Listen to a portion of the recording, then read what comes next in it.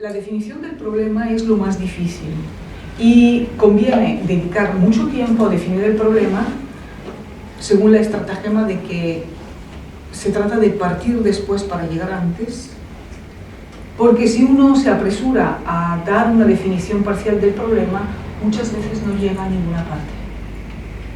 Entonces lo importante aquí es definir el problema, y las constelaciones nos ayudan a definir el problema, quizá no la de uno, sino precisamente la de otros. ¿Por qué? Porque nos vemos reflejados constantemente en los asuntos de los demás, y no porque uno quiera apropiarse de ellos, sino precisamente porque resonamos de una manera involuntaria con asuntos de otros. Y ahí es donde vamos dándonos cuenta de cosas que no habíamos visto. Y eso permite construir una definición del problema, y cuando ya tenemos la imagen del problema, ya podemos tener la mitad de la imagen de solución. Y esto es muy interesante porque el problema contiene la solución. Es más, lo que en su momento fue una solución, hoy podría ser el problema. Lo que en su momento fue una solución de una situación, de un conflicto, de un problema, hoy puede ser el nuevo problema, porque sabemos que nada permanece para siempre. Entonces, aquello que hicimos en su momento para tratar de resolver un asunto, hoy ya no sirve, porque ni somos las personas de entonces, ni estamos en ese punto. Por tanto, no vale decir, no, es que a mí siempre me ha funcionado esto, no, es que yo siempre he hecho esto. Bueno, pues muy bien, si siempre has hecho esto y ahora no funciona, significa que esa estrategia hoy no sirve. Claro, ahí se trataría de cambiar, que es lo más difícil, porque la resistencia al cambio es parte de la conservación de los sistemas. Entonces, yo sé que hay una resistencia en todos al cambio, y eso hay que respetarlo, porque evidentemente la resistencia es lo que nosotros echamos a andar, digamos, para preservar el sistema del que venimos. Para conservarnos como especie tenemos que resistir al cambio, pero para evolucionar como especie tenemos que cambiar. Entonces estamos en esta contradicción: resistencia al cambio, necesidad de cambio. ¿Sí? Entonces, ¿cuál es la estrategia para ir de la resistencia al cambio, para conservar nuestro sistema del que venimos, desde un punto de vista de especie, biológica incluso, a la evolución necesaria para poder crecer y cambiar? Porque en la vida todo es cambio, excepto el cambio, todo es cambio. Entonces, ¿cómo podemos encontrar ese hilo que nos saque de esa resistencia natural a esa necesidad natural de cambio? Entonces, aquí está la constelación. La constelación es el camino que va de una resistencia al cambio inicial necesaria a una necesaria evolución. Y entonces, ¿cómo hacemos ese camino? Pues la constelación es un movimiento que va de la representación del problema a la representación de la solución. Y fijaos que lo más interesante es que muchas veces basta con un pequeño cambio para que el movimiento lleve espontáneamente a la solución. Un pequeño cambio significa un cambio de lugar, un cambio de mirada, un cambio de dirección. Y la constelación lo muestra físicamente. Esto que parece una metáfora se convierte en una experiencia literal en el campo. Es decir, una imagen inicial en movimiento con unas palabras adecuadas lleva a una solución que es lo que incorporamos como imagen para tener claro cómo funcionan las cosas. Porque la imagen de solución es la imagen de algo funcional.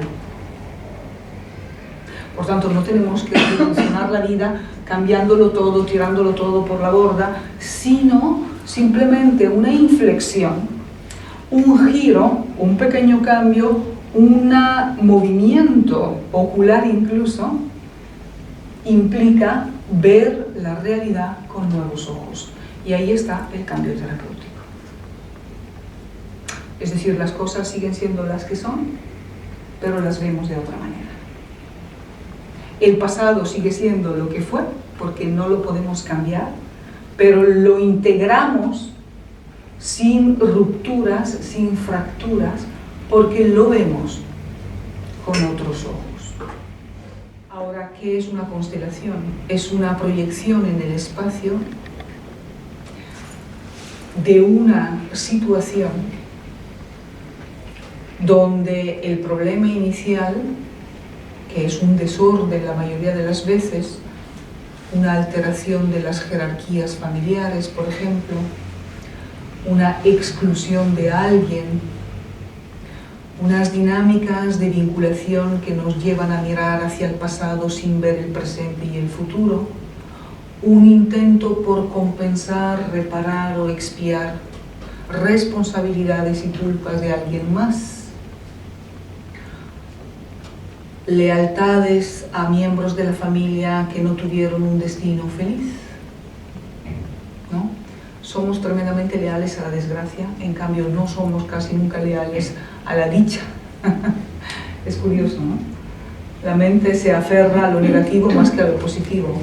Si tenemos un 99% y falta un 1%, pues ese 1% se convierte en el 100%, en la percepción de la realidad. Por tanto, o es el 100 o es el 0. Así es la mente humana. Por tanto, la mente no sigue la lógica del sentido común, tan bonita que queremos que sea. No, es una lógica diferente. Entonces, lo que falta, lo que falla, lo negativo, el vacío, la ausencia, el hueco, cobran una importancia tremenda, un peso mayor que lo que está a la vista de todos.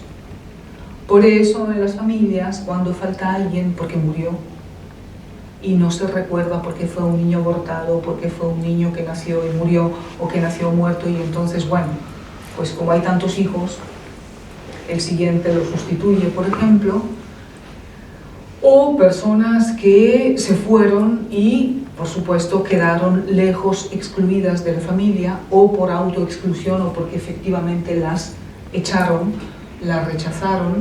Entonces ese hueco se convierte como en una especie de agujero negro, en un punto de atracción, de absorción de la atención del sistema. Por tanto, hay un desequilibrio. Bueno, pues los desequilibrios del sistema son los desequilibrios mayores. Evidentemente el sistema es más grande que la suma de las partes que lo componen. Por tanto, estos desequilibrios nos afectan individualmente, nos afectan como grupo, nos afectan como proyección hacia el futuro. Entonces, todo esto es lo que las constelaciones maravillosamente ponen en evidencia, sacan a la luz, dejan la información al descubierto. Es que las constelaciones trabajan, que eso es muy interesante, trabajan sin memoria, porque la fenomenología es lo que se manifiesta aquí y ahora. Si yo recuerdo, que nunca me pasa, la historia del paciente que vino hace 3 meses y vuelve hoy, estoy trabajando con aquello, no con esto. Entonces nos exponemos a no tener recuerdos, lo cual es una maravilla, porque no podemos vivir en el pasado. Nadie está en el mismo punto. Como el equilibrista en la cuerda, o avanza o retrocede, porque si se queda quieto en la cuerda, obviamente se cae. Entonces, el ser humano nunca está en un punto, o avanza o retrocede. A veces hay que retroceder para avanzar. Lo que sí es un hecho es que siempre nos vamos en un lugar seguro, es decir, íntegros, no salimos de aquí despedazados, O sea, siempre nos damos cuenta en los talleres de que siempre estamos los que tenemos que estar, que nadie falta, nadie sobra. ¿Y por qué? Porque cada vez que se reúne un grupo para trabajar algo, se crea una energía que hace que el grupo sea completo tal como esté.